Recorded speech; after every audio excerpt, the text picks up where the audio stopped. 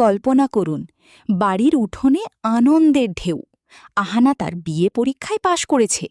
পুরো পরিবার নেচে গেয়ে উদযাপন করছে। ঠিক তখনই হঠাৎ করে আসেন ভোজু মামা।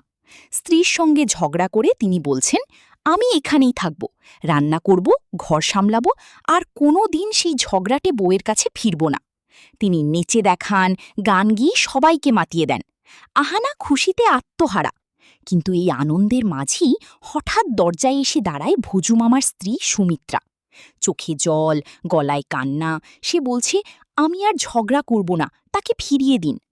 আহানার সাফল্য, ভোজু মামার নতুন ঠিকানা আর সুমিত্রার অপ্রত্যাশিত আগমন, এই একটা এপিসোডে আনন্দ, হাসি আর নাটকের এমন মিশ্রণ যে শেষ পর্যন্ত চোখ সরাতে পারবেন না। রহস্য কোথায় যাচ্ছে? ভোজু মামা কি সত্যিই থেকে যাবেন? সুমিত্রাকে কি বলবে পরিবার? পুরোটা মন দিয়ে দেখুন। দেখুন বন্ধুরা, এপিসোড ১১৪ শুরু হচ্ছে বাড়ির উঠোনে খুশির বন্যায়। আহানা তার বিয়ে পরীক্ষায় পাশ করেছে। পুরো পরিবার আনন্দে মেতে উঠেছে। দিদিরা নাচছে, গান গাইছে। টুকুন দাদা বলছেন, আমাদের ছোট বউ প্রথমবার বিয়ে পাশ করেছে। এটা শুধু আহানার জয় নয়, আমাদের সবার জয়। আহানা লজ্জায় লাল হয়ে যায়। সে বলে, আমি নিজেও বিশ্বাস করতে পারছি না। ঠিক এই সময় হঠাৎ করে বাড়িতে এসে হাজির হন ভোজু মামা। সবাই অবাক। তিনি বলেন, দিদি, আমি স্ত্রীর সঙ্গে ঝগড়া করে চলে এসেছি। এখন থেকে আমি এখানেই থাকব, রান্না করব, ঘরের কাজ করব, আপনার চরণে স্থান দিন। পরিবার হাসতে হাসতে তাকে স্বাগত জানায়।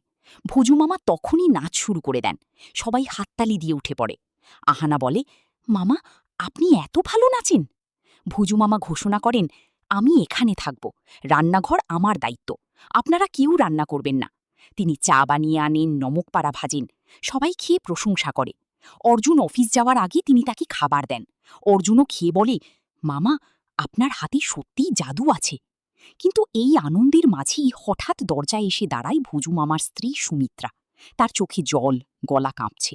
সে কাঁদতে কাঁদতে বলে, দুর্গা দিদি, আমার স্বামী কোথায়? তাকে ফিরিয়ে দিন। আমি আর কখনো ঝগড়া করব না, কসম খাচ্ছি। দিদি অবাক হয়ে বলেন, সে তো এখানে নেই।